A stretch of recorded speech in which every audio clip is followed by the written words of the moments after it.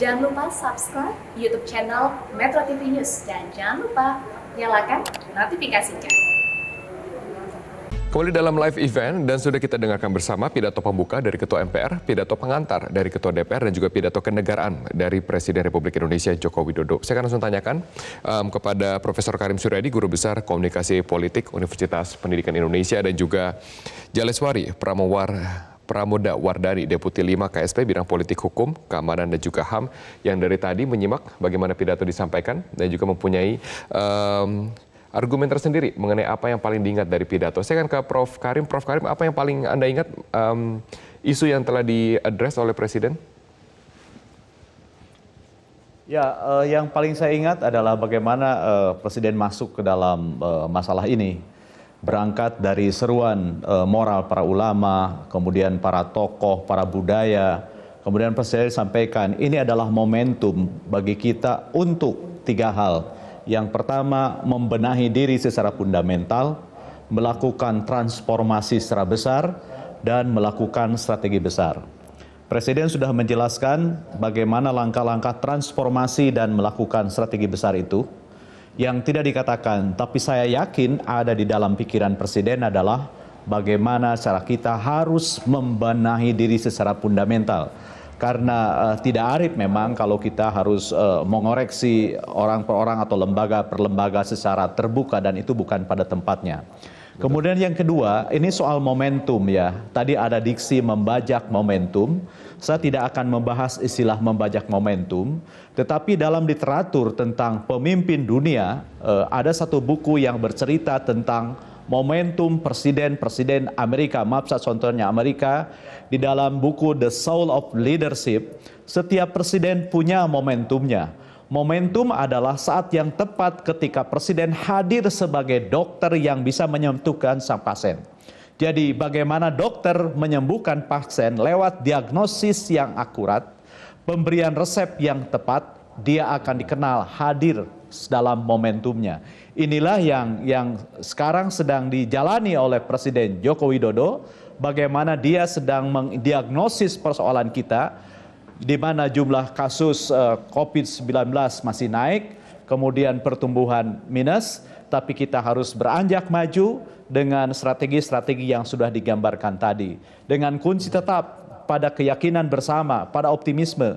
Sebab di saat seperti ini bukan saja harus kita bangkitkan optimisme dan kepercayaan diri, tetapi yang lebih penting dari itu adalah tunjukkanlah kegagahan bangsa ini ketika kita setengah diuji oleh cobaan yang sangat berat. Itu kearifan yang harus kita pegang. Jadi kalau kita boleh menunjukkan kegagahan hanya pada satu titik ketika di mana kita menghadapi ujian paling puncak. Sekaranglah saatnya. Presiden yang hadir dengan pakaian adat yang sangat gagah, menunjukkan keberanian, menunjukkan kegagahan, dengan strategi yang rinci, tinggal bagaimana kita menjalankannya. Kata kuncinya kan sederhana, walks your talks, jalankan kata-kata itu sendiri, begitu. Oke. Ya baik, Presiden menggunakan baju adat Sabu dari Nusa Tenggara Timur. Ini adalah statement non-verbal yang disampaikan Presiden dan juga statement verbal yang saya yakin akan menjadi headlines dari pemberitaan, yaitu bajak momentum corona. Mbak Dani punya pikiran yang sama mengenai hal ini? Ya, saya rasa kalau kita bicara soal 3 kata kunci, itu Presiden menyampaikan bahwa Indonesia bisa keluar dari krisis. Indonesia bangkit untuk maju, Indonesia maju. Dan kemudian optimisme dan gotong royong menjadi kekuatan Indonesia. Dan itu disampaikan Presiden misalkan dengan analogi soal komputer tadi. Bagaimana perekonomian dunia sekarang sedang hang, butuh restart, rebooting, setting ulang dan lain-lain. Dan kebangkitan baru untuk sebuah lompatan besar melakukan transformasi dalam sebuah bidang, dalam semua bidang. Kita bajak momentum krisis ini untuk melakukan transformasi, menggeser channel cara kerja kita dari normal kemudian ekstra normal, biasa jadi luar biasa, penting berbelit, prosedur berbelit menjadi smart, shortcut, prosedur dan orientasi hasil dan lain-lain. Dan satu lagi saya rasa dari pidato kenegaraan hari ini kita melihat bahwa sebetulnya sinergi antara DPR, MPR dan Presiden dalam melihat penanggulangan pandemi COVID ini adalah tone-nya sama, bahwa kita harus bersatu, kita harus optimis, dan kita harus melakukan kebangkitan baru untuk sebuah lompatan besar, melakukan transformasi di seluruh bidang. Betul, berarti tone yang sama antara pidato dari Ketua MPR, Ketua DPR, dan juga Presiden ini akan sangat mempermudah kinerja dari pemerintahan dalam menangani krisis ini. Ya, saya rasa jelas ya, Bung Robert, karena misalnya kita bicara soal hukum, soal regulasi, soal percepatan bagaimana kebijakan, peraturan ini harus dilakukan dengan cepat karena kita butuh respon cepat untuk menangani pandemik ini. Dan ini perlu kerjasama dengan kawan-kawan di legislatif, kita butuh kerjasamanya agar bagaimana regulasi peraturan-peraturan ini bisa dikeluarkan secara cepat dan tepat, dan ini untuk pengaturan-pengaturan yang sifatnya urgent sekali untuk penanganan COVID ini. Betul.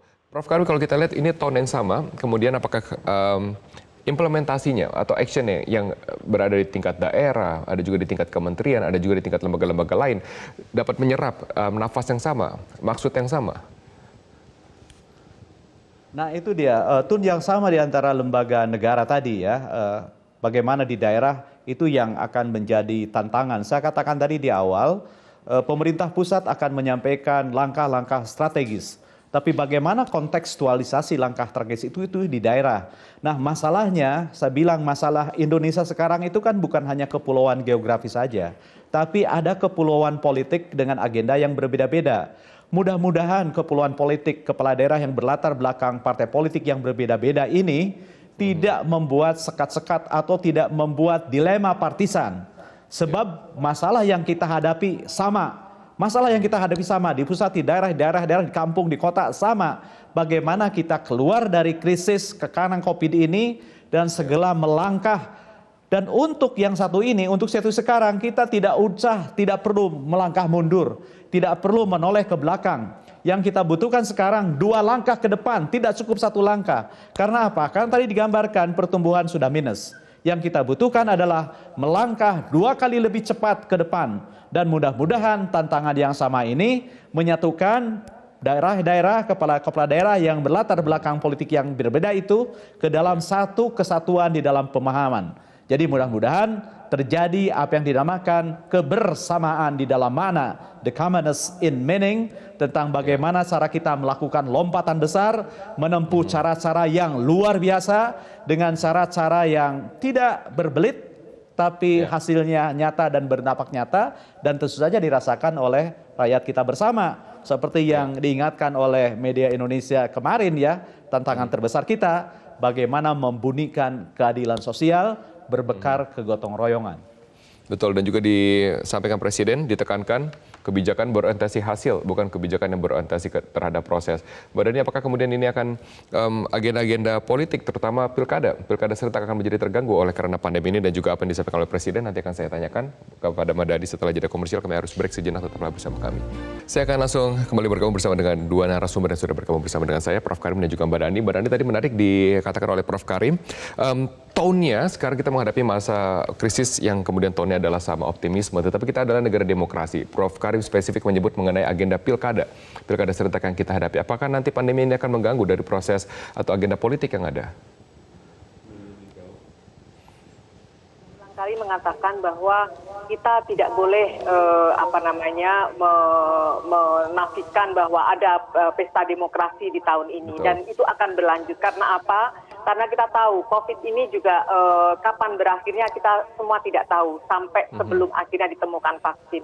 Jadi pilkada 2019 2020 akan terus berlangsung, dan justru kalau kita menyitir apa yang disampaikan Presiden tadi bahwa kebangkitan baru untuk sebuah lompatan besar itu kita melakukan transformasi dari seluruh bidang. Dalam konteks politik pilkada misalnya, kita tetap memastikan bahwa protokol kesehatan itu terjadi. Ada pesta demokratis di seluruh daerah. Dan kita tahu justru inilah momentumnya seluruh kandidat atau seluruh calon kepala daerah ini membuktikan kepada rakyat bahwa mereka tangguh dalam penyelesaian pandemi COVID-19 ini. Justru ini mereka menjadi batu ujian semua kandidat dalam pertaruhan pilkada ini. Jadi Betul. transformasi di seluruh bidang ini harus dimaknai juga dalam proses pilkada kita tahun 2020 ini. Dan kita tahu bahwa kalau tadi Presiden mengatakan bahwa kita perlu melakukan transformasi di seluruh bidang dengan menggeser channel cara kerja kita. Misalnya dalam urusan kesehatan, kita Presiden selama ini juga sudah mengarahkan tentang adanya reformasi di bidang kesehatan. Misalnya pengembangan vaksin COVID-19 yang riset penemuan vaksin berjalan baik dan segera diproduksi pada awal 2021. Kemudian kemandirian sektor kesehatan sendiri, Indonesia memproduksi alat tes cepat, tes kit PCR, APD, ventilator, BSL-2, mobile, dan produk farmasi dan produk makanan sehat mencegah stunting. Dan kemudian juga di reformasi kesehatan dilakukan layanan kesehatan dengan memperbaiki pelayanan di rumah sakit dan puskesmas, mulai perbaikan sistem administrasi, SOP pelayanan, ketersediaan fasilitas kesehatan, dan ruang perawatan. Dan tentu saja pengentasan stunting dilakukan dengan mendorong perubahan perilaku sehat yang ditargetkan penurunan prevalensi dari 30,8% di 2018 jadi 14% di 2024. Sebetulnya upaya-upaya ini bukan hanya di sektor kesehatan saja, tetapi juga terjadi juga di sektor pangan, di sektor pendidikan, dan lain-lain. Intinya seperti yang disampaikan Presiden tadi, bahwa inilah saatnya kita memanfaatkan momentum pandemi COVID-19 ini untuk sebuah lompatan besar melakukan transformasi, entah itu budaya kerja, entah itu soal pelayanan publik, entah itu memangkas atau memperpendek birokrasi, entah itu membuat birokrasi kita menjadi fleksibel dan lain-lain. Betul. Kita akan mengejar ketertinggalan dari negara-negara maju yang saat ini sedang mengalami kemunduran. Berarti gapnya akan semakin singkat. Tapi pertanyaannya, seberapa mampu Indonesia, Mbak Dani, kalau dilihat dari beragam sisi? Memang sudah dijelaskan oleh Presiden, ada food estate, ada lumbung pangan, kedaulatan pangan, ada juga penanganan kesehatan, ada juga penegakan hukum, ada juga proses politik yang ada. Tapi seberapa mampu dari kacamata Mbak Dani bahwa Indonesia dapat segera mengejar ketertinggalan ini? Dengan Presiden menyatakan ke ruang publik terus-menerus bahwa kita harus optimis, kita harus memiliki cita-cita besar bersama, itu sebetulnya Presiden meyakini, dan bukan hanya Presiden, kita pada pandemi COVID-19 ini kan diperlihatkan sebuah kita punya modal sosial yang luar biasa. Tanpa kita sadari ketika pandemi COVID-19 ini menumbuhkan, menguatkan solidaritas sosial, kesetiakawanan sosial, dan modal sosial inilah yang mungkin menjadi kekuatan Indonesia untuk maju bersama-sama. Memang kemudian ini seperti yang disampaikan Presiden mensyaratkan tentang keserempakan, kesepakatan bersama, kerjasama, gotong royong, dan lain-lain untuk mengimplementasikan hal-hal yang disampaikan Presiden ini. Presiden mengatakan 25 tahun lagi 100 tahun Indonesia. Saatnya kita momentum krisis ini kita jadikan untuk melakukan transformasi di semua bidang. Dan saya rasa tadi Presiden sudah menyebutkan beberapa reformasi, upaya-upaya yang sudah, sedang, dan akan dilakukan ke depannya. Baik, Mbak Dani, kita juga akan mendengarkan respon dari anggota Dewan yang hadir mengenai pidato yang telah didengarkan bersama-sama dalam sidang. Saya akan bergabung bersama dengan Souza Hutapea. Souza, bagaimana respon dari anggota Dewan yang hadir mengenai pidato yang telah disampaikan? Ya Robert, baru saja tadi kita menyaksikan sidang tahunan MPR dan juga sidang bersama DPR dan juga DPD, sekaligus kita mendengarkan pidato kenegaraan yang disampaikan oleh Presiden Joko Widodo. Jika kita menyimak isi dari pidato yang disampaikan oleh Presiden ini, nuansanya memang terkait dengan situasi pandemi COVID-19 yang saat ini tengah melanda Indonesia. Namun dari pidato tersebut menimbulkan suatu kesan positif dan juga optimis bahwa kita akan mampu mengejar ketertinggalan akibat situasi ini, karena Presiden mengatakan kita harus bisa memanfaatkan momen krisis ini sebagai suatu lompatan besar mengejar ketertinggalan.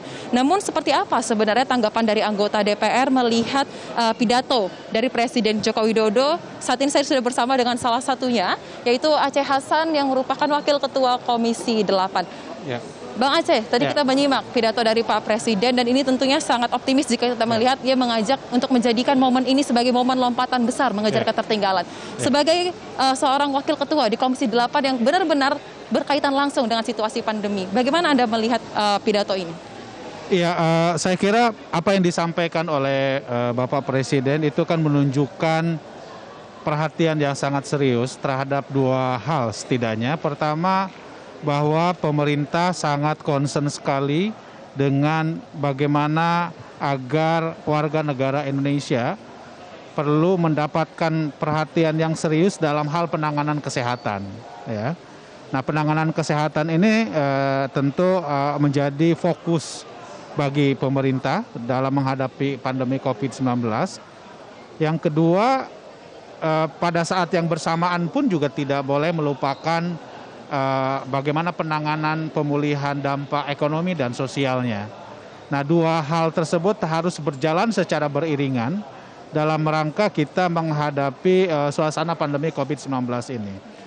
Satu hal yang juga penting untuk menjadi catatan apa yang disampaikan oleh Bapak Presiden adalah bahwa komitmen pemerintah dan seluruh lembaga negara untuk menghadapi pandemi COVID-19 ini dengan sesuatu yang bukan biasa, tetapi harus dilakukan secara extraordinary, secara luar biasa. Karena ini menyangkut dengan bagaimana kemampuan kehadiran negara dan semua lembaga-lembaga negara di dalam menghadapi pandemi COVID-19 yang harus memang dihadapi secara luar biasa.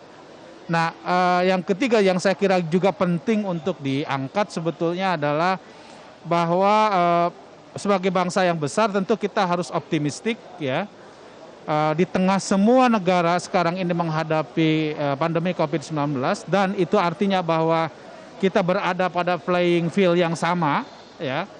Nah, tergantung dari kemampuan kita semua. Apakah kita mampu untuk menjadikan momentum ini untuk bangkit lebih cepat sehingga ini momentum kita menjadi negara yang maju ya dibandingkan dengan negara-negara yang lain, dan tentu ini tergantung dari kesiapan kita semua.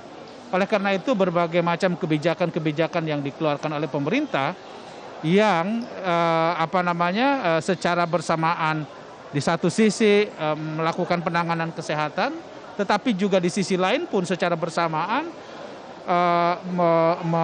memiliki kebijakan pemulihan ekonomi ya agar kita bisa bangkit lebih cepat di tengah tekanan resesi ekonomi yang kita rasakan semua, tidak hanya di Indonesia tapi juga di seluruh dunia. Jadi oleh karena itu menurut saya pidato Presiden yang optimistik tersebut ya perlu ditindaklanjuti dengan misalnya apa yang disampaikan oleh Pak Presiden tadi bahwa ya tidak dilakukan secara biasa tetapi harus luar biasa. Tidak hanya sekedar prosedural, tetapi juga harus berorientasi kepada hasil. Prosesnya juga harus lebih efektif dan cepat supaya bangsa ini segera pulih dalam menghadapi COVID-19 ini. Gitu. Baik, saya sepakat dengan apa yang disampaikan oleh Bang Aceh. Memang situasi ini memaksa kita untuk bergerak lebih cepat keluar dari cara-cara out of the box dan kita juga harus mampu mengatasi krisis ini dengan baik sehingga nantinya situasi baik kesehatan, dampak-dampak di aspek lainnya pun dapat tertangani dengan baik. Terima kasih Bang Aceh untuk keterangannya bersama dengan kami. Negara harus menjalani proses mati komputer sesaat. Harus melakukan restart. Harus melakukan rebooting, dan semua negara mempunyai kesempatan men-setting ulang semua sistemnya. Saya menyambut hangat seruan moral penuh kearifan dari para ulama, para pemuka agama, dan tokoh-tokoh budaya agar menjadikan momentum musibah pandemi ini sebagai sebuah kebangkitan baru. Sekali lagi, kebangkitan baru untuk melakukan sebuah lompatan besar.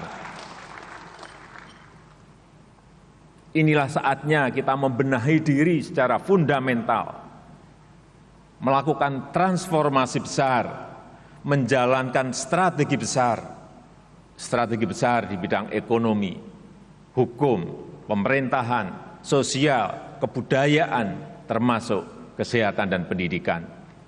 Saatnya kita bajak momentum krisis ini untuk melakukan lompatan-lompatan besar. Pada usia ke-75 tahun ini, kita telah menjadi negara upper middle income country. Dan 25 tahun lagi pada usia seabad Republik Indonesia, kita harus mencapai kemajuan yang besar, menjadikan Indonesia negara maju. Ya, itu adalah pidato kenegaraan yang disampaikan oleh Presiden dalam sidang tahunan bersama dengan MPR dan juga sidang bersama dengan DPR dan juga DPD. Akan saya tanyakan kembali kepada Prof. Karim yang masih bergabung bersama dengan saya. Pertanyaan menarik, Prof, adalah apakah kemudian pidato ini mampu untuk menyelamatkan Indonesia dari krisis resesi ekonomi? Kalau kita tahu 3 bulan ini akan sangat penting bagi Indonesia. Kuartal ketiga, jika kita masih pertumbuhan ekonomi minus atau ekonomi tidak bergerak, maka kita akan masuk dalam resesi ekonomi. Dengan ini, apakah kemudian dapat menumbuhkan optimisme di perekonomian Indonesia? Ya, tadi pidato yang sangat optimistik gitu ya, masih membutuhkan sebuah protokol keluar biasaan. Bagaimana kita melakukan lompatan luar biasa, lompatan besar, melakukan strategi besar, mengerjakan sesuatu dengan cara luar biasa. Nah, ini yang saya maksudkan, protokol keluar biasaan ini ditunggu dan harus dibuat. Mengapa? Sebab meskipun tadi Presiden mengatakan berorientasi pada hasil, tapi kita tidak bisa melupakan proses. Kata anak-anak muda sekarang, hasil tidak akan mengkhianati proses. Kata filosof politik Ferdinand Lassalle, dia bilang, kalau kita mengelola negara jangan pernah hanya bicara hasil tanpa membicarakan proses. Sebab hasil dan proses ini tidak bisa dipisahkan. Nah, jadi bagaimana nasib kita 3 bulan ke depan yang akan datang bergantung seberapa cepat kita menelurkan gagasan strategis ini, visi optimistik ini ke dalam rentetan proses detail gitu ya, yang luar biasa, yang memangkas proses yang jelimet, yang memangkas budaya kerja yang bertele-tele, yang membunuh sikap hipokrit kita, sebab momentum ini kan sama persis ya, tapi jauh lebih baik dibanding tahun 45 dulu. Kita percaya bahwa kesulitan, keterbatasan, tekanan itu adalah sumber bagi karya-karya besar lahir. Nah, jika pada tahun 45 kita ditekan oleh penjajahan, kolonialisme, sekarang kita ditekan oleh penjajahan COVID dan ancaman krisis. Ini sebuah ujian bagi daya juang kita sebagai bangsa Indonesia yang mewarisi nilai-nilai luhur, yang mewarisi semangat, dan kita tidak punya dan kita tidak kehilangan semuanya. Kita masih punya modal kok. Modal semangat kita masih kuat, kepercayaan kita, keutuhan rakyat juga, keutuhan bangsa juga, semangat kita masih punya, dan kita punya pranata-pranata yang bisa kita majukan bersama. Kekuatan politik kita masih bagus, budaya politik kita, budaya demokrasi. Jadi menurut saya kita tidak lebih buruk ketimbang tahun 45. Jadi yang kita butuhkan sekarang adalah bagaimana daya juang kita sebagai bangsa menyatukan langkah kita. Nah, disinilah kehadiran tokoh-tokoh pemersatu, Persunlek hadir, itu akan memberikan warna kepada gerak langkah 2 langkah ke depan. Saya katakan tidak cukup hanya 1 langkah maju, 2 langkah maju sekaligus harus kita ambil. Ya, Presiden juga mengapresiasi khusus kepada para tokoh masyarakat, ulama, dan juga siapapun mereka yang berperan aktif di lingkungan terkecil mereka, komunitas, untuk dapat menyuarakan optimisme dan juga menaati protokol kesehatan. Tapi faktanya Mbak Dani, Presiden juga menyayangkan masih banyak masyarakat yang tidak patuh. Untuk hal terkecil, memakai masker, Presiden kalau tidak salah terakhir mengatakan 70% kalau tidak salah data yang saya kutip dari Presiden mengatakan masyarakat masih bandel memakai masker walaupun tidak disebutkan daerahnya di mana. Ini kan PR besar ya bagi pemerintah untuk dapat mengajak masyarakat untuk berpartisipasi dalam memerangi krisis ini. Ada cara-cara luar biasa, extraordinary tidak yang akan dilakukan terkait dengan hal ini? Ya, mengubah kebiasaan itu kan memang tidak mudah ya, Bu Robert. Tetapi upaya-upaya ke arah sana, perubahan struktur, kultur, karena urusan pandemi ini mau tidak mau harus kita lakukan. Tadi Presiden sudah mengingatkan kita semua, memang bagaimana kita harus membajak momentum krisis ini untuk melakukan transformasi. Mengubah kultur ini saya rasa tidak mudah, tetapi Presiden sudah melakukan upaya-upaya misalnya dalam komite yang di pencegahan COVID dan pertumbuhan ekonomi nasional ini itu kan di dalamnya juga Kasat juga bagian dari struktur itu, dan intinya bukanlah seperti yang disampaikan selama ini bahwa Kasat akan merambah masuk kepada bidang ekonomi, tetapi ini adalah bagaimana memastikan kepatuhan, kedisiplinan untuk menerapkan protokol kesehatan, karena jika kita sehat dan kemudian bisa melakukan kegiatan ekonomi sehari-hari, ini akan menumbuhkan ekonomi kita. Jadi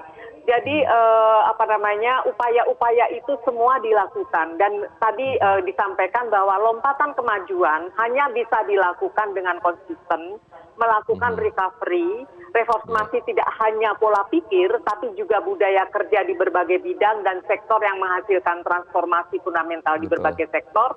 Dan itu tadi harus selalu kita punya sikap optimis, kegotong royongan, dan persatuan bangsa harus terus diperkuat sebagai modal utama bangsa. Dan sebagai ilustrasi, Bung Robert, saya rasa ada beberapa reformasi yang disampaikan sedikit tadi oleh Presiden, yaitu tentang transformasi digital. Ada 4 prioritas percepatan transformasi digital, yaitu infrastruktur telekomunikasi dan informatika merata dan berkualitas, kemudian pengembangan teknologi pendukung, akselerasi transformasi digital, pengembangan SDM atau talenta digital secara memadai dan berkelanjutan, dan legislasi primer dan penguatan kerjasama internasional. Sebetulnya transformasi digital ini kan menjawab bahwa situasi pandemi COVID-19 ini membuat cara kerja kita, cara berpikir kita itu memang juga harus berubah. Digitalisasi sebagai salah satu keniscayaan itu. Betul. Bangkit tidak memang tidak hanya di tangan pemerintah tapi juga di tangan masyarakat. Prof. Karim melihatnya dengan adanya pelibatan tadi diadres oleh Mbak Dani, pelibatan aparat TNI gitu ya dalam komite tersebut pemulihan ekonomi dan juga gugus tugas penanganan COVID-19. Berarti kan cara persuasif dengan mengajak itu tidak cukup gitu ya. Kemudian harus ada apa yang disegani oleh masyarakat. Mungkin di sini ada pelibatan dari aparat penegak hukum, termasuk dalam hal ini adalah TNI gitu ya. Ada tidak kemudian apa yang tidak maksimal dalam komunikasi pemerintah khususnya terkait dengan pandemi COVID-19? Saya kebetulan melakukan survei tentang itu ya pada bulan Maret, bulan April kepada 1.560 responden di Jawa Barat, Jawa Timur, Jawa Tengah termasuk DKI Jakarta. Memang problemnya adalah persepsi tentang risiko COVID ini yang sangat rendah. Mengapa persepsi tentang risiko terhadap COVID ini sangat rendah? Karena apa? Karena gejala COVID ini, penyakit COVID ini berbeda dengan tafsir masyarakat tentang sakit. Sakit selama ini dipersepsi sebagai tidak berdaya, tidak bisa melakukan apa-apa, ada gejala nyeri dan lain-lain. Ini tidak, itu satu. Yang kedua, di saat pandemi seperti ini juga terjadi pandemi informasi yang memberikan dan membentuk sistem pengetahuan masyarakat yang salah gitu ya. Misalnya, pelonggaran PSBB itu dibaca sebagai tindakan saatnya yang tepat untuk melakukan pelanggaran gitu ya. Karena melonggarkan dekat sekali dengan pelanggaran. Kemudian yang ketiga, pelibatan tokoh masyarakat, elemen-elemen masyarakat itu penting karena apa? Karena bagaimana kita mengubah mindset, pola pikir, kebudaya, kebiasaan, itu butuh pendekatan emik, bukan pendekatan etik. Yang dimaksud pendekatan emik adalah pendekatan tentang bagaimana sebuah langkah itu akan dipersepsi, dibaca, apa artinya menurut masyarakat, dan apa gunanya menurut masyarakat. Jadi memang ini harus muncul dari dalam gitu ya. Sanksi bisa di satu sisi, tetapi saya tidak yakin yang namanya sanksi, yang namanya insentif itu bisa memacu gerakan luar biasa yang konsisten. Kita jangan lupa sejarah misalnya akibat pemerintahan intens insentif di Tiongkok pada tahun 455 sebelum Masehi, siapa yang bisa memberikan mengejar tikus sebanyak-banyaknya akan dikasih insentif. Petani bukan mengejar tikus yang banyak, tetapi bukti ekor tikus itu dipotong-potong gitu ya untuk mendapatkan insentif yang banyak. Jadi insentif penegakan hukum bisa menjadi trigger, tetapi kita tidak bisa mengandalkan itu dan tidak bisa menjadikan itu sebagai entry point untuk mengubah kebiasaan. Jadi butuh penyadaran, pembentukan pengetahuan, dan kesadaran tentang resiko COVID ini. Itu Dan Robert. itu ada di tangan masing-masing warga negara Indonesia. Apakah kita mau maju atau kita terjebak dalam teladan ini pikiran yang penting, salah. gitu ya. Teladan itu juga penting. Terima kasih Prof. Karim Suryadi, Guru Besar Komunikasi Politik Universitas Pendidikan Indonesia, dan juga Mbak Dani Jaleswari Pramodawardhani, Deputi 5 KSP Bidang Politik, Hukum, Keamanan, dan juga HAM telah bergabung dalam live event ini. Terima kasih atas waktu dan juga perspektif yang telah diberikan.